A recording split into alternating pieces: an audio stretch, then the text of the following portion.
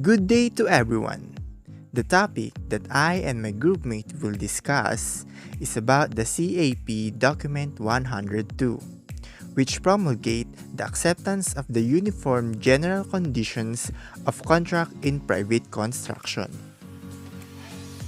Pursuant to its power under Section 2 of Presidential Decree Number 1746, the CIAP or Construction Industry Authority of the Philippines approved the adoption of CIAP Document 102, embody the conditions or stipulations ordinarily established in construction contracts in the Philippines. The CIAP and with the members of the committee agreed to the proposed revisions of CIAP Document 102 in line with the Construction Industry Strategic Plan for the 21st Century. In May 2002, the committee reconvened to draft amendments on the documents to incorporate prevailing best practices in the industry and attune the same to the needs of the changing times. Now, I will explain to you the contents of CIAP Documents 102. First, the definitions and documents. These are some of the terms that is very important to understand the conditions of contract for private construction.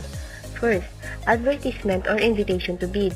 It is a practice in private bid where the owner issued invitation to prospective bidders, giving information as to the nature of the proposed project, conditions for the issuance of contract documents, date of bidding, and information that would give the contractor a general idea of the magnitude and extent of the project. Second, agreement. It is the term used to describe the agreement signed by the owner and the contractor. The difference between agreement and contract is that contracts are the documents attached in agreement which state the specific agreement with terms and conditions that are enforceable by court. For the third and the fourth definitions, I will differentiate the contractor and subcontractor. For contractor, it can be a person or firm whose proposal has been accepted and to whom was awarded the contract to execute the work of the owner. Majority of the construction work is carried out by the contractor. They will likely be paid more for work because they put effort of finding customer themselves, while the subcontractor also work on a contractual basis. The key point about subcontractor is that they form agreements with the contractor, not with the owner or customer. They often specialize in one specific area of construction and try to network with contractors who negotiate with larger jobs. Next, these are the intended documents attached in contracts for private construction. First, contract documents. These are the documents attached to the agreement. These generally include the following documents: special provisions or conditions, general conditions, specifications, drawings, and other bid documents. Second, performance bond. It is the approved form of security furnished by the contractor and his surety as a guarantee of good faith on the part of the contractor to execute the work in accordance with the contract. Third, guarantee bond. It is the approved form of security furnished by the contractor and his surety as guarantee of the quality of materials provided, the equipment installed, and the workmanship performed by the contractor. Interpretation of contract include rules, laws, and site conditions, permit, and taxes. In case of conflict between the provisions of the agreement of any contract document or between the provisions of one of the contract documents and the provision of another contract document, or in case of discrepancy, defective description, error, or omission in the contract, the following rules shall be followed. Rule 1. The agreement and the contract documents shall be taken as mutually explanatory of one another. The various provisions of the contract shall be interpreted together, attributing to the doubtful ones that sense which may result from all of them taken jointly. Rule 2. The provisions of the Civil Code of the Philippines on the interpretation of contracts and the rules of court on the interpretation of documents shall be applied. Rule 3. Where the conflict between or among the provisions of the agreement and or contract documents cannot be resolved by Rules 1 and 2, it shall be understood that the detailed drawing shall prevail over the general drawings. Words and figures shall prevail over the drawings, and words shall prevail over the figure in contract documents. Written dimensions shall also prevail over the measured dimensions. Rule number 5. Where there is discrepancy, defective description error, or omission in any contract document, the contract document shall be interpreted as being complementary to each other. Rule number 6. Document as to any detail or lack of detailed description concerning any part of the work shall be understood to mean that good and accepted construction practice in accordance with the usage or custom of place shall be followed. For laws and site condition, if the contractor performs any work contrary to such laws or utilities regulations, he shall bear all additional costs arising therefrom.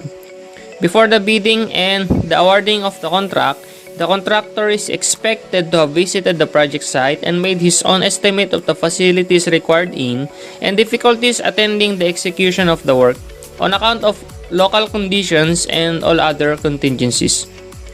When it comes to permit and taxes, the owner with the contractor's assistance shall secure and pay all construction permits and license necessary for the execution of the work. The contractor shall secure the final occupancy permit, but he shall not be responsible to the owner if without his fault the license is not issued or there was delay in its insurance. The labor, work and payment will be briefly explained. For labor, the contractor shall employ only competent and duly qualified professionals to supervise or execute the work. Upon request of the owner, the contractor shall remove from the site an employee who is careless or incompetent or obstructs the progress of the work. These are the work that must perform to ensure the completion of the work of the required quality within the completion time. Laying out the work. All stakes and benchmarks placed by the contractor in laying out the work and approved by the owner shall be carefully guarded and preserved by the contractor. Defective work. Work that fails to comply with the contract is defective, shall be condemned by the owner upon discovery, and shall be immediately removed by the contractor and replaced in accordance with the drawings and specifications. Inspection of work. Owner's inspectors, during the progress of the work, shall be an implicit approval of the quality of the cement mix and the authority to pour it. For the payment, the following conditions must be considered. Breakdown of contract amount. The breakdown of work and corresponding value as approved by the owner shall be used as the basis for all requests for payments and for determining the value of an uncompleted work or corrective works. Request for payments. Payments shall be computed from the work completed on all items listed in a breakdown of work and corresponding value, less a retention of 10% of the progress payment to the contractor. When 50% of the contract has been accomplished, no further retention shall be made on progress billings for the balance of the work. Conditions relative to payments. The owner shall estimate the value of work accomplished by the contractor using as basis the schedule stipulated in the breakdown of work and corresponding value. Owner's action on request for payment. The 30-day period shall be inclusive of the period required in evaluating and certifying the contractor's accomplishment. Acceptance and final payment. Whenever the contractor notifies the owner that the work under the contract has been completely performed by the contractor, the owner shall proceed to verify the work, shall make the final estimates, certify to the completion of the work. Subcontracts. It is understood and agreed that no portion of the work shall be sublet or subcontracted without the owner's consent. The last sections of the document stated the responsibilities and liabilities of contractor and owner. The contractor may suspend or terminate the contract upon 15 days written notice to the owner for any of the unlisted reasons below.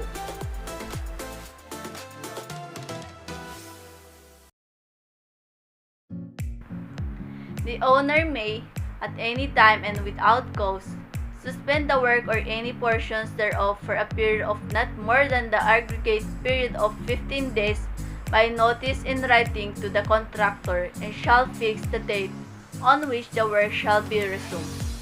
The contractor shall resume the work on the date so fixed. Owner's right to terminate contract. The owner may immediately terminate the contract without prior notice to the contractor if any of the following events are occurred. If contractor is adjust, bankrupt, or insolvent. If contractor makes a general assignment of his assets for the benefit of his creditors. If a trustee or receiver is appointed for the contractor or for any of the contractor's property. Or if the contractor files a petition for suspensions of payment or to reorganize under the bankruptcy or similar laws. For contractor's responsibility for accidents and damages. The contractor shall be primarily responsible for all safety measures in prosecuting the work in accordance with the safety manual approved by the Construction Industry Authority of the Philippines. Owner not be responsible. The contractor shall render the owner free and harmless for any damage done by or to contractor's plant or materials from any source of cost, and for damages caused by the contractor or his employees to any property of the owner and adjoining property. For contractor's insurance and bonds. The insurance coverage shall be as agreed upon between the owner and the contractor. The contractor shall ensure that such insurance policy is effective during the executions of the work. In addition to a compulsory coverage of workers under the Workmen's Compensation Law. Obtain the insurance coverage for the accidental death or injury of his officers, employees, and laborers. The premiums to be paid on the insurance policy shall be paid by the contractor and without cost to those covered by the policy.